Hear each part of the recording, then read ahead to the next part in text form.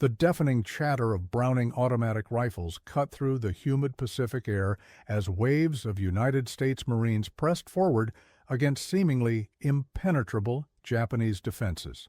Lieutenant General Tadamichi Kuribayashi, architect of one of the most formidable defensive networks the Imperial Japanese Army had ever constructed, stood momentarily frozen in his command bunker on Iwo Jima. The tactical genius, who had spent months preparing this volcanic fortress, watched in disbelief as reports flooded in from his frontline commanders. American bar teams were systematically dismantling positions that were supposed to be invulnerable. "Impossible," he whispered to his staff officer. "They're breaking through sectors we believed would hold for weeks." Before we dive into this extraordinary story, tell me in the comments, which city are you watching from? It's incredible to see our historical community spread across the world. And if you're new here, subscribe to the channel and turn on notifications. Each subscription helps us continue unearthing these fascinating stories that shaped our world. Now, let's get to the story. This moment of tactical shock during the Battle of Iwo Jima in February 1945 represents a pivotal point in the Pacific theater of World War II, where American firepower, specifically the deployment of the Browning automatic rifle, overwhelmed meticulously planned Japanese defenses in a way that fundamentally altered battlefield dynamics. The story of how American Marines wielding these powerful automatic weapons broke through Japanese lines reveals much about the changing nature of warfare, technological advantages, tactical innovation, and the human dimensions of combat in the closing stages of World War II. The confrontation on Iwo Jima came at a critical juncture in the Pacific War. By early 1945, the strategic momentum had decisively shifted in favor of Allied forces. The island-hopping campaign had pushed Japanese forces back across the Pacific, and American bombers were conducting increasingly destructive raids on the Japanese homeland. Yet, despite these setbacks, Imperial Japan maintained a fierce determination to resist, adopting a strategy of making each subsequent island conquest as costly as possible for American forces. Iwo Jima represented the culmination of this defensive doctrine. Located just 660 miles from Tokyo, this small volcanic island held tremendous strategic importance. Its airfields could serve as emergency landing strips for damaged B-29 bombers returning from raids on Japan, and it offered a potential base for fighter escorts. For the Japanese, the island represented part of the inner defensive perimeter protecting their homeland. The Imperial Japanese Navy had utilized the island since 1891, and by 1944, it was clear that American forces would eventually target it. In May 1944, Lieutenant General Tadamichi Kuribayashi was appointed commander of Iwo Jima's garrison. An experienced officer who had studied in the United States and harbored no illusions about America's industrial might, Kuribayashi immediately set about transforming the island into an almost impregnable fortress. He ordered his men to construct an elaborate network of bunkers, tunnels, artillery positions, and machine gun emplacements. Unlike previous Japanese commanders who had attempted to contest beach landings, Kuribayashi developed a new strategy of defense in depth. "Do not expect to return home alive," Kuribayashi told his men. His plan was not to win the battle outright, he knew that was impossible, but to inflict such casualties on the Americans that they might reconsider the planned invasion of Japan itself. To this end, he forbade the traditional banzai charges that had proven so costly and ineffective. Instead, Japanese defenders would fight from hidden positions, using the island's natural terrain to maximum advantage. The volcanic ash that covered Iwo Jima proved ideal for excavating deep bunkers and tunnels. Japanese engineers constructed an underground network stretching over 11 miles, connecting command centers, barracks, and artillery positions. Some tunnels extended as deep as 75 feet below the surface, safe from even the heaviest naval bombardment. Pillboxes were reinforced with steel and concrete, with interlocking fields of fire that covered every approach. By February 1945, More than 5,000 caves and 450 bunkers housed approximately 21,000 Japanese defenders. Facing this formidable defense was the United States Marine Corps, specifically the 3rd, 4th, and 5th Marine Divisions, comprising the V Amphibious Corps under Lieutenant General Holland M. Howland "Mad" Smith. These Marines were battle-hardened veterans of previous Pacific campaigns, equipped with the lessons learned at Guadalcanal, Tarawa, and Peleliu. Among their most potent weapons was the M1918A2 Browning Automatic Rifle, or BAR, a light machine gun that would prove decisive in the coming battle. The BAR had been developed near the end of World War I by John Moses Browning. Weighing approximately 20 pounds and capable of firing .3006 rounds at a rate of 500-650 rounds per minute, it occupied a critical niche between the standard M1 Garand rifle and heavier machine guns like the M1919. Each Marine rifle squad typically contained one BAR team consisting of the gunner and an assistant who carried additional ammunition. The weapon's reliability, firepower, and mobility made it ideally suited for the type of close-quarters combat that would characterize the Battle for Iwo Jima. On February 19, 1945, the battle began with a massive naval bombardment. Battleships, cruisers, and destroyers pounded the island with thousands of shells. Carrier-based aircraft strafed visible targets. For 72 hours, Iwo Jima seemed to tremble under the impact of American firepower. Yet, when the 4th and 5th Marine Divisions began landing at 9 a.m., they faced an eerie silence.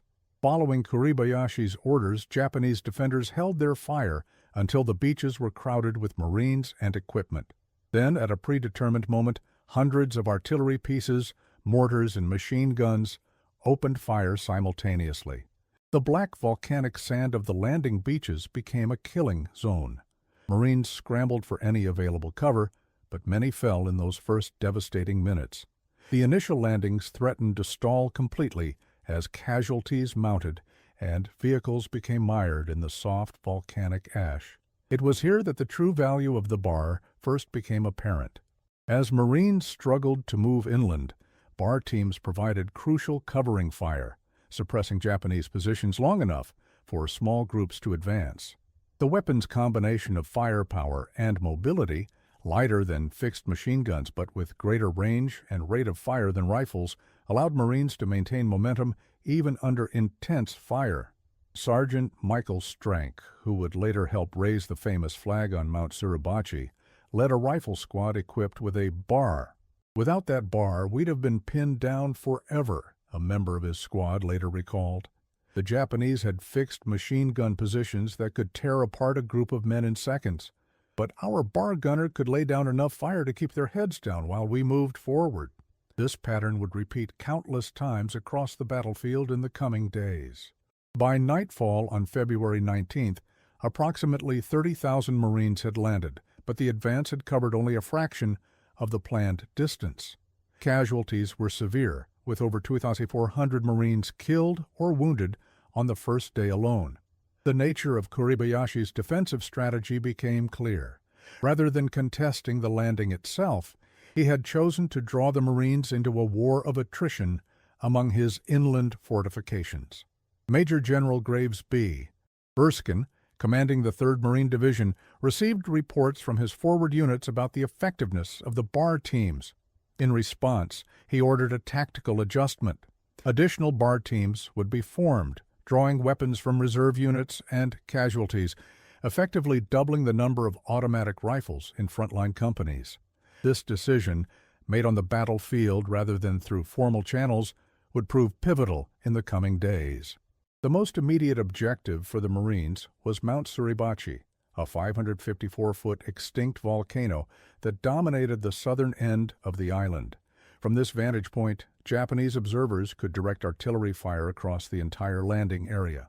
The 28th Marine Regiment was tasked with capturing Suribachi, a mission that would require them to advance through a network of bunkers and pillboxes. It was during this advance that one of the most dramatic demonstrations of the BAR's effectiveness occurred. A platoon led by Lieutenant Harold Schreier encountered a series of interconnected pillboxes near the base of Suribachi. Conventional attacks had failed to dislodge the defenders, who were protected by concrete walls and had carefully positioned their machine guns to cover all approaches. Corporal Raymond Jacobs, a bar gunner attached to Schrier's platoon, devised an improvised tactic. While rifle teams provided covering fire, Jacobs and two other Marines worked their way to a position where they could fire directly into the firing slits of the pillboxes. Using the bar's penetrating power and sustained fire capability, they systematically suppressed each position, allowing demolition teams to advance close enough to use satchel charges and flamethrowers to clear the bunkers. A Japanese officer, captured later that day, expressed astonishment at how quickly his positions had been neutralized. "We were trained to expect rifle fire, which our positions could withstand," he explained through an interpreter. "But the Americans had these light machine guns that never seemed to stop firing. They pinned us down while other Marines approached from blind spots." This pattern would repeat across the battlefield as bar teams adapted to the unique challenges of Iwo Jima's defenses.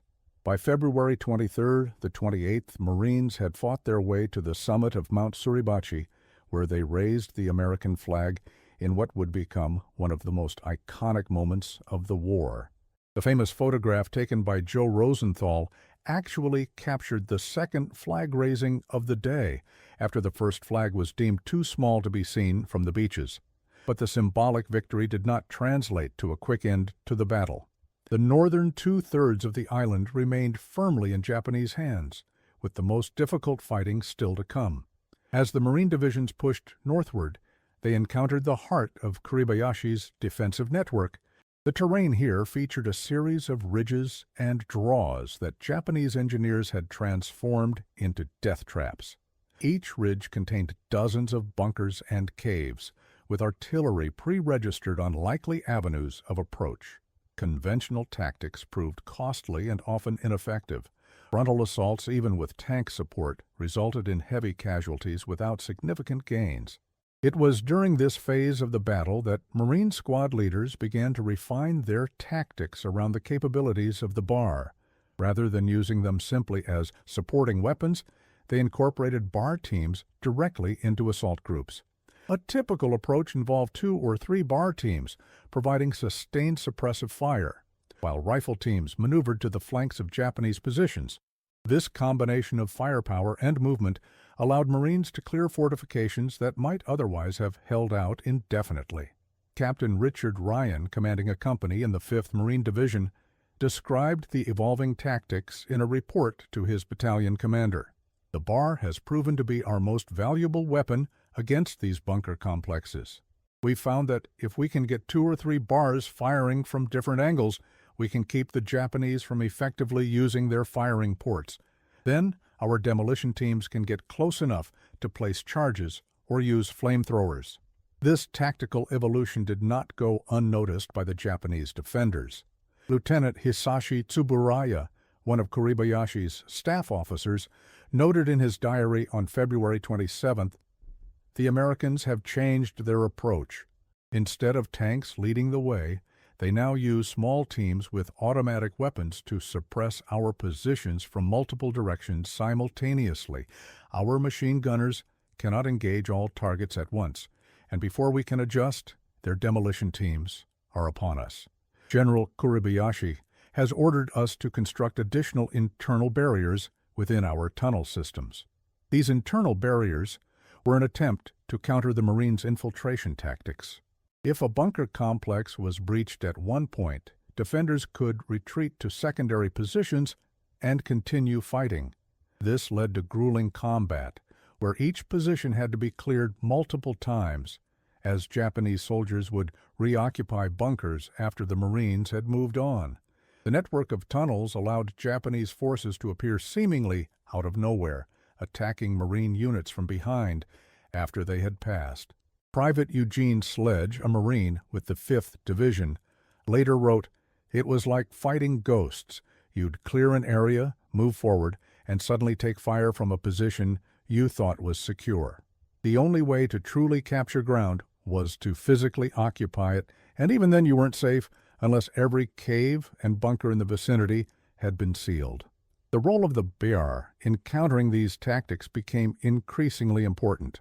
BAR teams were often positioned to cover the flanks and rear of advancing units, providing immediate response to Japanese counterattacks. The weapons combination of firepower and portability made it ideal for this role. While heavier machine guns offered more sustained fire capability, they lacked the mobility to keep pace with the fluid fighting conditions. By early March, the battle had developed into a methodical, grinding advance. Marine units would secure a small section of territory, seal off caves and bunkers, and then prepare for the next push. Progress was measured in yards rather than miles, and casualties continued to mount. Yet despite the slow pace, the Japanese defensive network was gradually being dismantled. A key breakthrough came on March 8th, when Marine units discovered a previously unknown entrance to one of the main tunnel complexes. A BAR team led by Sergeant Thomas Baker was positioned to cover the entrance, while engineers prepared demolition charges. When a large force of Japanese soldiers attempted to emerge and attack the exposed Marines, Baker's team held them back with sustained automatic fire, preventing what could have been a devastating counterattack. For General Kuribayashi, watching the gradual destruction of his defensive network was a bitter experience. He had planned and prepared for over 9 months, creating what many military experts considered an almost perfect defensive position. Yet the combination of Marine determination, tactical adaptability, and the effective use of weapons like the BAR was slowly but inexorably overcoming even his most carefully designed fortifications. On March 10th, Kuribayashi sent his final message to Imperial headquarters in Tokyo. The battle is approaching its end. Since the enemy's landing, the gallant fighting of our officers and men has been such that I am deeply impressed. I am going to lead the final assault. This is my final opportunity to serve. I will be with my officers and men in the front line, carrying out our honorable mission for the Emperor. The same day, a major Japanese counterattack was launched against positions held by the 3rd Marine Division.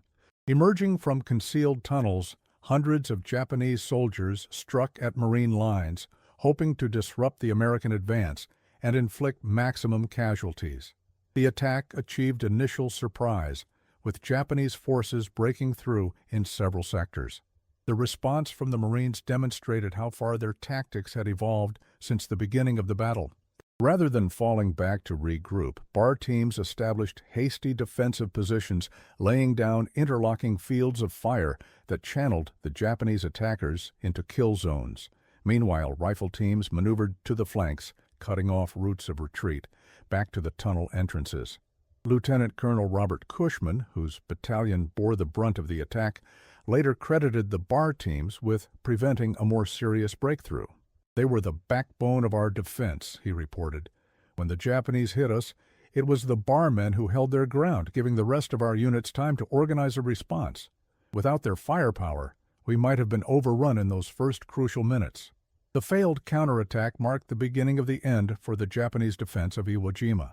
With their forces increasingly fragmented and cut off from one another, coordinated resistance became impossible.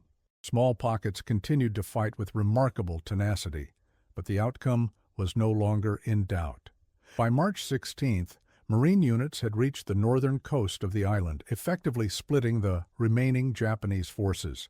In his underground command post, General Kuribayashi prepared for his final stand. He had witnessed the systematic dismantling of his defensive network, a process in which the Marines' effective use of the BR had played a crucial role. The weapon had allowed American forces to overcome the advantages of his carefully prepared positions, demonstrating how technological advantages combined with tactical adaptation could overcome even the most determined resistance. As Marine units closed in on the final Japanese strongholds, they faced defenders who had no thought of surrender. Following the Bushido Code and their commander's example, the remaining Japanese soldiers were prepared to fight to the death. The closing phase of the battle would test the Marines' resolve to its limits as they cleared the last bunkers and tunnels of an enemy that refused to acknowledge defeat. The exact circumstances of General Kuribayashi's death remain unknown. Some accounts suggest he led a final banzai charge on March 26, while others indicate he may have committed ritual suicide in his command bunker. What is certain is that he remained with his men until the end, sharing their fate rather than surrendering. His body was never positively identified among the thousands of Japanese dead. On March 26, 1945, the island was officially declared secured, though isolated pockets of resistance continued for weeks afterward. Of the approximately 21,000 Japanese defenders, only 216 were taken prisoner. The remainder fought to the death or committed suicide rather than face capture. For the United States Marines, the cost of victory was staggering: 6,821 killed and 19,217 wounded, representing more than a third of the landing force. The Battle of Iwo Jima stands as one of the most intense and costly engagements in Marine Corps history. The challenges presented by Kuribayashi's defensive network required innovative tactics and the effective use of weapons like the Browning automatic rifle. The BAR's combination of portability, reliability, and firepower made it ideally suited for the close-quarters combat that characterized the battle. In the hands of skilled Marine gunners, it became a force multiplier that repeatedly tipped the balance in critical engagements. The battle also represented a strategic turning point in the Pacific War. With Iwo Jima secured, American bombers gained emergency landing fields that would save thousands of air crews in the months that followed. More importantly, the battle demonstrated both the effectiveness of American arms and tactics and the fanatical resistance that could be expected in any invasion of the Japanese homeland. These lessons would influence the subsequent decision to use atomic weapons rather than attempt a conventional invasion of Japan. As surviving Marines boarded ships for evacuation, many looked back at the volcanic island that had claimed so many of their comrades. The image of the American flag flying over Mount Suribachi had already become a powerful symbol of their sacrifice and determination. Yet for those who had fought across the island's black ash beaches and rocky terrain, the true legacy of Iwo Jima lay in the lessons learned and the brotherhood forged in combat. Among those lessons was a deeper appreciation for the role of automatic weapons like the BRR in modern infantry combat. The weapon had proven its worth in the most challenging conditions imaginable, allowing Marine units to overcome defensive positions that might otherwise have been impregnable. As the Pacific War entered its final stages, the tactical insights gained at Iwo Jima would inform planning for operations against the Japanese home islands. For General Kuribayashi, whose brilliant defensive preparations had been gradually overcome, the battle represented both the pinnacle of his military career and its tragic conclusion. He had fulfilled his duty to the Emperor, inflicting maximum casualties on the invading forces and delaying their advance for as long as possible. In his final message to Tokyo, he had expressed pride in the performance of his men, even as he acknowledged the inevitable outcome. The Marines who fought their way across Iwo Jima carried the experience with them for the rest of their lives. Many would speak of the critical role played by the BAR teams, whose firepower had so often made the difference between success and failure in crucial moments. The distinctive sound of the weapon, a rapid, controlled burst rather than the sustained fire of heavier machine guns, became associated in their memories with the gradual, costly advance across the island's forbidding terrain. In the immediate aftermath of the Battle of Iwo Jima, military analysts began studying the engagement to extract lessons that might be applied to future operations. The effectiveness of the BAR against Japanese fortifications attracted particular attention. Major Robert Cushman, who would later become Commandant of the Marine Corps, wrote in his after-action report, "The BAR proved to be our most valuable infantry weapon against hardened positions.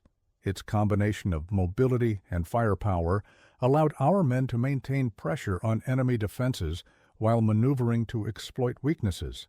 I recommend increasing the number of bars per squad in future operations. This recommendation was taken seriously by Marine Corps planners preparing for Operation Downfall, the planned invasion of Japan. The standard allocation of bars was increased from 1 per squad to 2, effectively doubling the automatic firepower available to frontline units. Additional training programs were established to ensure a larger pool of qualified bar gunners would be available for the expected campaign. For the Japanese military, the loss of Iwo Jima represented not just a tactical defeat, but a strategic catastrophe. The island's proximity to the homeland made its capture particularly alarming for Imperial General Headquarters. More concerning was the American forces' ability to overcome defenses that had been considered virtually impregnable. General Korichika Anami, the Minister of War, ordered a comprehensive study of the battle, focusing particularly on how American infantry had neutralized Japanese bunker complexes. The report, completed in April 1945, identified the bar as a key factor. American Marine units employed light automatic weapons to suppress our firing positions while assault teams approached from multiple directions. Their bar gunners demonstrated remarkable accuracy, often targeting specific embrasures from distances of 100-200 meters. This forced our machine gun crews to withdraw from firing positions, creating windows of opportunity for enemy demolition teams. In response, Japanese engineers began redesigning defensive positions on Kyushu and other southern islands where American landings were expected. New bunker designs incorporated smaller, multiple firing ports rather than single, larger embrasures, making them less vulnerable to suppressive fire. Additional internal compartmentalization was implemented to prevent entire positions from being neutralized by a breach at a single point. These modifications, however, would never be tested in combat. The atomic bombings of Hiroshima and Nagasaki in August 1945, followed by the Soviet invasion of Manchuria, led to Japan's surrender before Operation Downfall could be launched. The lessons of Iwo Jima, including the effective use of the bar against hardened defenses, were filed away for future reference rather than applied to an invasion of the Japanese homeland. The international reaction to the Battle of Iwo Jima varied considerably. In the United States, news of the flag raising on Mount Suribachi electrified the home front. Joe Rosenthal's photograph became an instant icon, appearing on the front pages of newspapers across the country. The image was quickly incorporated into war bond drives, helping to raise millions of dollars for the war effort. Yet alongside this patriotic celebration, there was growing awareness of the battle's tremendous cost. The casualty figures, the highest in Marine Corps history for a single engagement, sobered even the most enthusiastic supporters of the war. In Japan, news of the battle was heavily censored. Official communiques spoke of valiant resistance and heavy enemy casualties, without acknowledging the island's fall. Only after the war would the Japanese public learn the full extent of their losses at Iwo Jima. When they did, General Kuribayashi's leadership would be recognized as exemplary, even in defeat. His strategy of defense in depth, abandoning the beaches to fight from inland fortifications, would be studied by Japanese military academies as an example of making optimal use of limited resources against a superior enemy.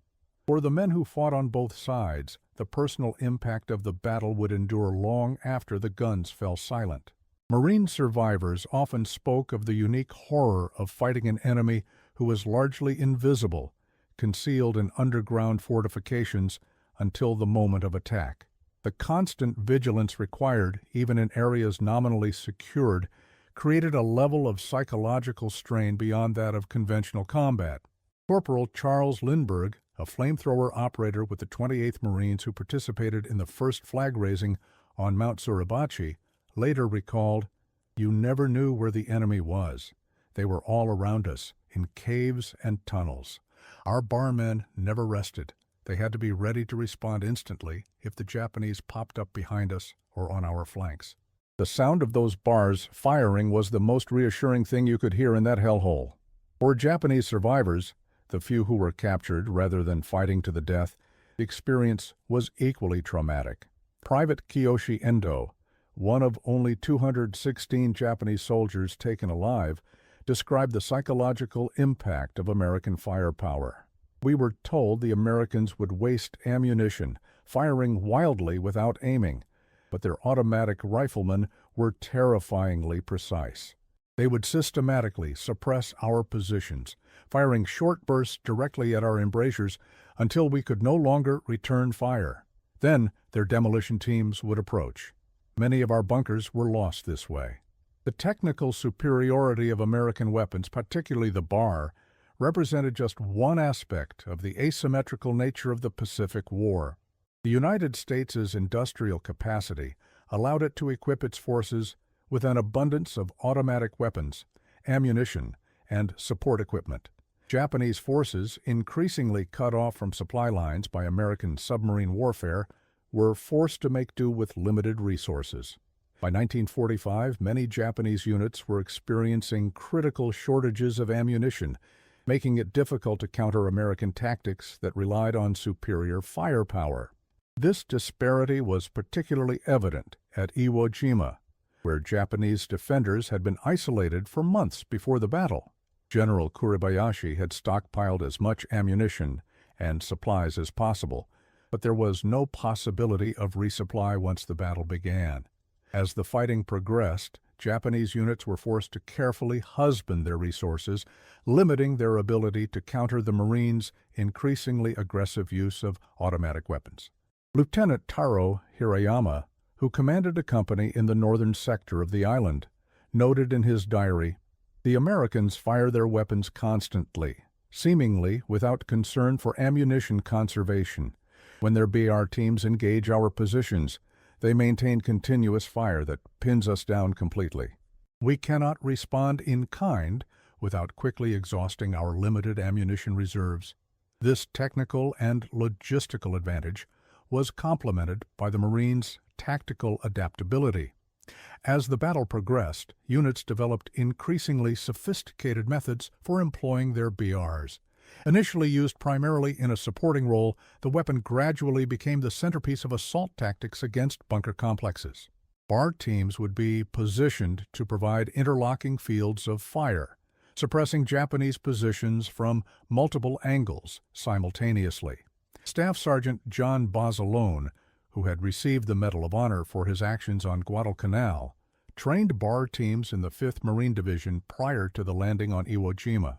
Although Basilone would be killed on the first day of the battle, the gunners he trained applied his lessons effectively, using fire and movement techniques that maximized the weapon's impact while minimizing their own vulnerability. Basilone taught us to work in pairs, recalled Private Robert Hansen, a BAR gunner with the 27th Marines. One BAR would open fire, drawing the enemy's attention, while the other would move to a new position. Then they'd switch roles. It kept the Japanese guessing and prevented them from concentrating their fire on any single position. It's what kept us alive in those first days on the island. As the battle wore on, the psychological impact of the BAR's distinctive firing sound became increasingly significant. Japanese defenders, hunkered down in their bunkers and caves, came to associate the weapon's rapid burst with imminent danger. The knowledge that BAR teams typically preceded assault groups led many defenders to withdraw from firing positions as soon as they heard the weapon's characteristic report, further reducing the effectiveness of their defensive fire. Captain Takeichi Nishi, an Olympic gold medalist in equestrian events who commanded a tank unit on Iwo Jima, referenced this phenomenon in a message to General Kuribayashi. "My men report that certain American weapons create disproportionate fear among our troops. The rapid firing sound of their light machine guns' bars has become associated with assaults on our positions. Some defenders now withdraw preemptively upon hearing this sound, compromising our defensive integrity." This psychological dimension added to the BR's effectiveness beyond its purely technical capabilities. In the claustrophobic environment of tunnel warfare, psychological factors often proved as important as physical ones. The Marines, advancing into unknown dangers with every step, drew confidence from the BIAR's reliable firepower. Conversely, Japanese defenders experienced growing dread as the distinctive sound of the weapon drew closer to their positions. By the final stages of the battle, the remaining Japanese defenders had developed a deep respect for the BR and the Marines who wielded it. Captured documents indicated that some Japanese units had issued specific instructions for targeting bar gunners as priority threats, recognizing their outsized impact on the battle. This targeting, however, was complicated by the Marines' practice of concealing which members of a squad were carrying the weapons until they opened fire. The battle's conclusion left an indelible mark on military tactics and equipment development. The effectiveness of the bar in the challenging conditions of Iwo Jima confirmed the weapon's value and influenced the development of successor systems. When the M60 machine gun was introduced in the late 1950s, its design incorporated lessons learned from the bar's performance in World War II, particularly regarding portability and sustained fire capability in difficult terrain. For the survivors of Iwo Jima, the return to civilian life brought its own challenges. Many carried physical and psychological scars that would never fully heal. The intense close-quarters combat they had experienced created bonds that transcended ordinary friendship. Veterans often found that only those who had shared similar experiences could truly understand what they had endured. Sergeant Michael Strank, who helped raise the first flag on Mount Suribachi before being killed in action on March 1st, exemplified the leadership that characterized Marine NCOs during the battle. A fellow Marine later described him as the kind of Marine you'd follow anywhere. Strank had been particularly effective in employing his squad's BR, positioning the gunner to provide maximum supporting fire during advances against Japanese positions. The 5 Marines and 1 Navy corpsman captured in Rosenthal's famous photograph of the second flag raising became reluctant celebrities. 3 of them, Sergeant Strank, Corporal Harlan Block, and Private First Class Franklin Sousley, were killed in action after the photograph was taken. The 3 survivors, Private First Class Ira Hayes, Private First Class Renee Gagnon, and Navy pharmacist's mate Second Class John Bradley, were brought back to the United States to participate in war bond drives. Their experiences highlighted the disconnect between public perception of the war and the reality experienced by combat veterans. While crowds cheered them as heroes, the 3 men struggled with the knowledge of what their comrades were still enduring on Iwo Jima and other Pacific battlefields. Ira Hayes, in particular, found the public attention unbearable, reportedly telling a fellow Marine, "I don't see what they're making such a fuss about. I was just doing my job." The legacy of Iwo Jima extended far beyond the immediate military significance of the island's capture. The battle became a defining moment in Marine Corps history, symbolizing the service's tenacity and fighting spirit. The image of the flag raising on Mount Suribachi would be immortalized in the Marine Corps War Memorial in Arlington, Virginia, dedicated in 1954. For military planners, the battle provided crucial insights into what might be expected in an invasion of Japan itself.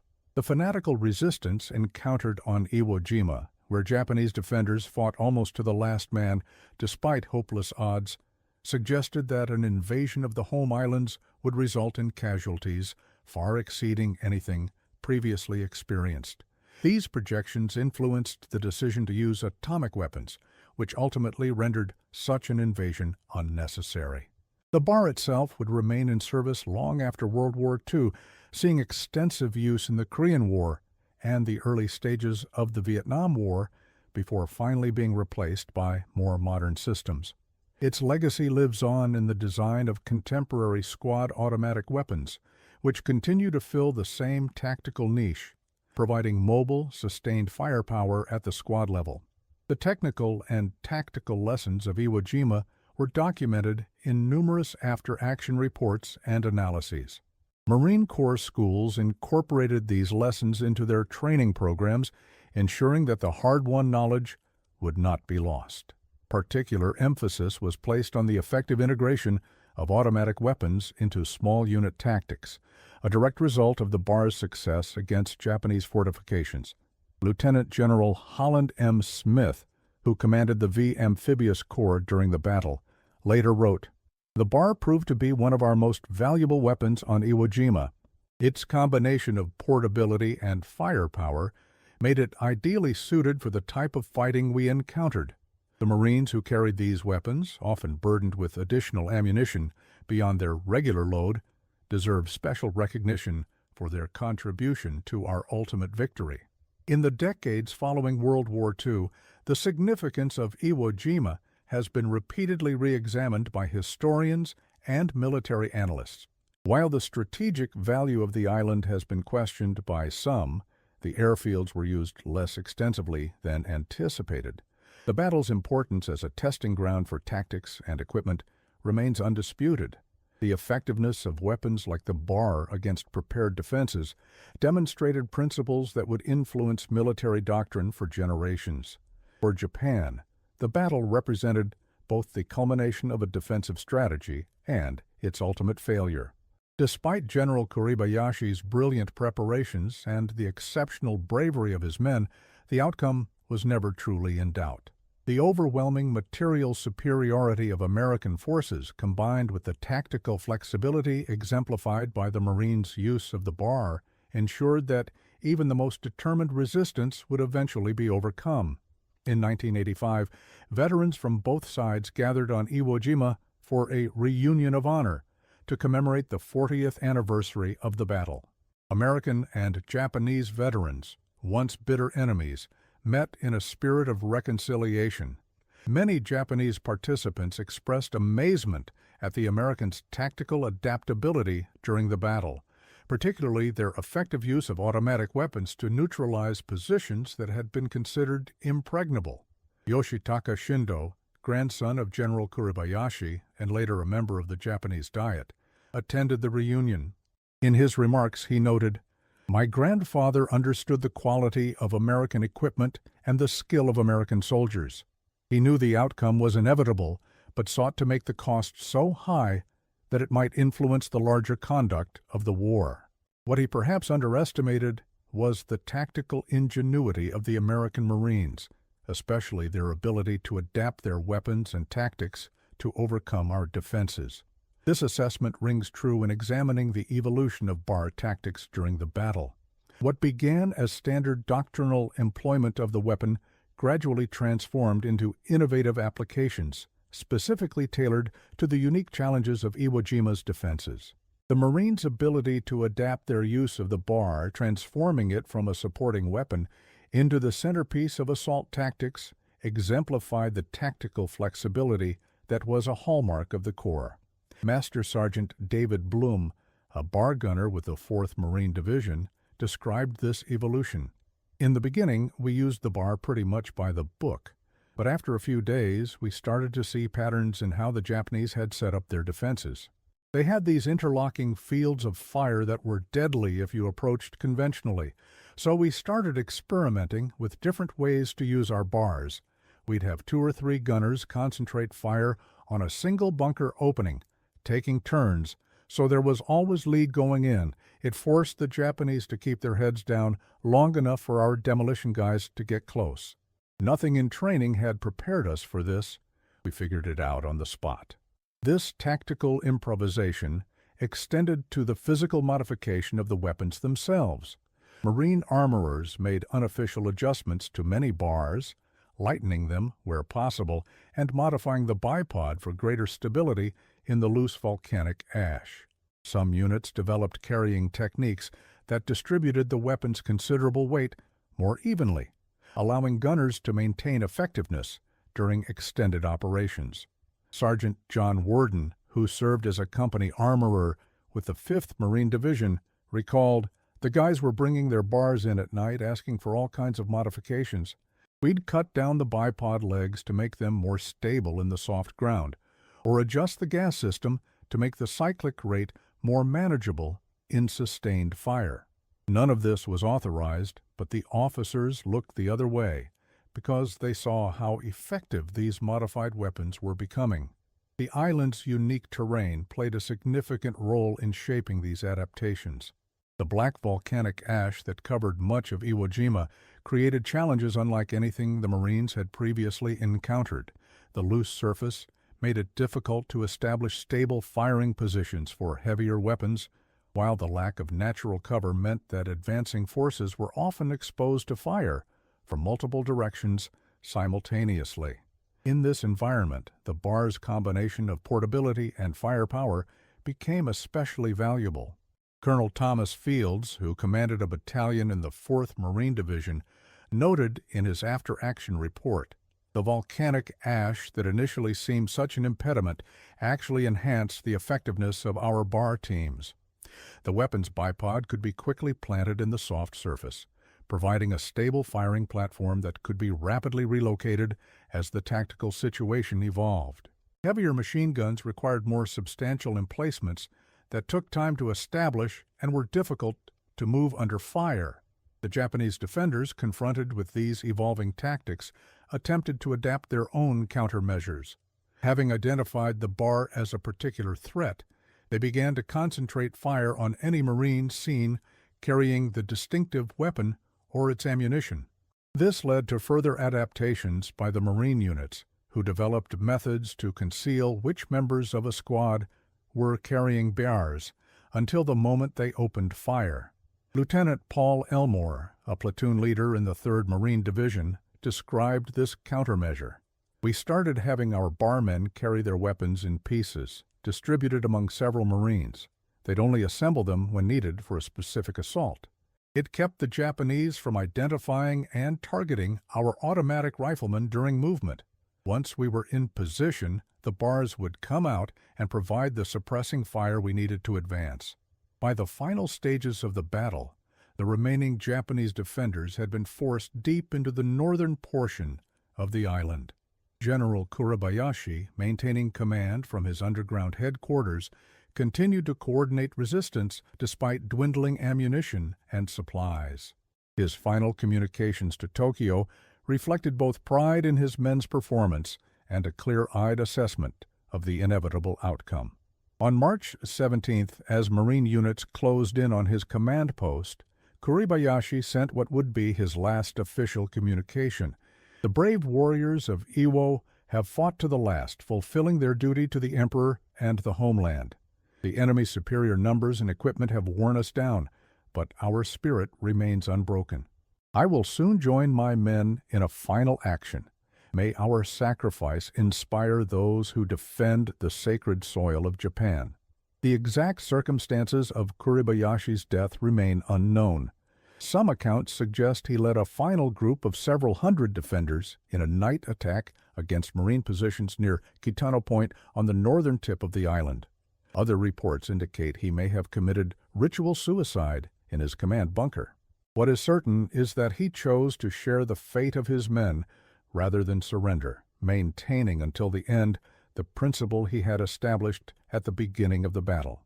For the Marines who had fought their way across the island, the announcement of secured status on March 26th brought mixed emotions. The human cost had been staggering, nearly 7,000 Marines killed and more than 19,000 wounded, the highest casualty rate in Marine Corps history for a single operation. As survivors boarded ships for evacuation, many looked back at the black volcanic slopes of Iwo Jima with a combination of relief, sorrow, and pride in what they had accomplished. Fleet Admiral Chester W. Nimitz, Commander-in-Chief of the Pacific Fleet, would later encapsulate the significance of their achievement in words that have become immortal in Marine Corps lore. Among the men who fought on Iwo Jima, uncommon valor was a common virtue. The tactical lessons learned on Iwo Jima, particularly regarding the employment of weapons like the bar against hardened defenses, were quickly incorporated into training for operations still to come. Marine units preparing for the planned invasion of Japan received additional automatic weapons and intensive training in their use against bunker complexes. The standard allocation of bars per squad was increased, reflecting the weapon's demonstrated value in the challenging conditions of Iwo Jima. Colonel Harold Roberts, who served on the staff of the Fleet Marine Force Pacific, oversaw the revision of tactical manuals based on the Iwo Jima experience. The battle demonstrated conclusively that concentrated automatic weapons fire was the key to overcoming fortified positions. We revised our doctrine to emphasize the employment of bars in mutually supporting pairs or trios, creating overlapping fields of fire that would suppress enemy positions long enough for demolition teams to approach. This approach had evolved organically on Iwo Jima. Our task was to formalize it for future operations. The bar itself would continue to evolve based on the battle's lessons. While no major redesign was implemented before the war's end, numerous small modifications were made to enhance the weapon's performance in the specific conditions of Pacific combat. These included improvements to the flash suppressor, modifications to the gas system to enhance reliability in dusty conditions, and changes to the bipod design for greater stability on soft surfaces. Technical Sergeant Frank DeWitt, who served as an ordnance specialist with the 5th Marine Division, described these modifications. After Iwo, we received updated guidance on maintaining and modifying the bars. Many of the changes were based directly on what the gunners had experienced on the island. Issues with dust getting into the action, problems with the bipod sinking into soft ground, that sort of thing. The modifications weren't revolutionary, but they reflected a willingness to learn from frontline experience and make immediate improvements. The capture of Iwo Jima achieved its primary strategic objective of providing emergency landing fields for B-29 bombers returning from raids on Japan. By the war's end, thousands of aircraft and their crews had been saved by the availability of these facilities. The island also served as a base for P-51 Mustang fighters escorting bombing missions, extending the reach of American air power and increasing the effectiveness of the strategic bombing campaign. For the Japanese, the loss of Iwo Jima represented more than just a military defeat. The island was considered part of Japan's home territory, administered as part of the Tokyo Prefecture. Its capture by American forces brought the reality of the war home to the Japanese public in a way that previous defeats in more distant locations had not. Despite heavy censorship, the psychological impact of losing territory considered part of the homeland was profound. Lieutenant General Torashiro Kawabe, Vice Chief of the Imperial Japanese Army General Staff, later wrote, "The fall of Iwo Jima created a crisis of confidence within the High Command. If the Americans could overcome the formidable defenses General Kurabayashi had constructed, what hope did we have of repelling an invasion of the home islands?" Some began to question whether continued resistance served any purpose beyond increasing the suffering of our people. This questioning would ultimately contribute to Japan's decision to surrender following the atomic bombings of Hiroshima and Nagasaki and the Soviet entry into the war. The demonstration of American tactical and technological superiority at Iwo Jima, combined with the strategic bombing campaign and the shock of the atomic weapons, convinced key figures in the Japanese government that continued resistance was futile. The legacy of Iwo Jima extends far beyond its immediate military significance. The battle has become emblematic of the Pacific War's brutality and the extraordinary courage displayed by combatants on both sides. The image of Marines raising the American flag on Mount Suribachi, captured in Joe Rosenthal's iconic photograph, remains one of the most recognizable symbols of American military history. For the Marine Corps, Iwo Jima represents both tremendous sacrifice and the embodiment of the service's fighting spirit. The battle is studied by each new generation of Marines, not only for its tactical lessons, but as an exemplar of the Corps' values of courage, determination, and adaptability. The effectiveness of weapons like the bar in overcoming seemingly insurmountable defenses demonstrates the importance of both technological advantage and the human element in warfare. General Alexander Vandegrift, Commandant of the Marine Corps during the battle, summarized its significance. The capture of Iwo Jima ranks among the most difficult operations ever undertaken by the Marine Corps. The tenacity of our men in overcoming such formidable defenses stands as a testament to their courage and fighting spirit. The tactical innovations developed during the battle, particularly in the employment of automatic weapons against hardened positions, will influence our doctrine for years to come. In the decades since World War II, the specific tactical lessons of Iwo Jima regarding the use of automatic weapons have been incorporated into broader doctrinal principles. The bar itself has long since been replaced by more modern systems, but the fundamental concept it exemplified, mobile, sustained automatic fire at the squad level, remains a cornerstone of infantry tactics worldwide. The bar's effectiveness against Japanese defenses on Iwo Jima demonstrated the critical importance of firepower and mobility in overcoming prepared positions.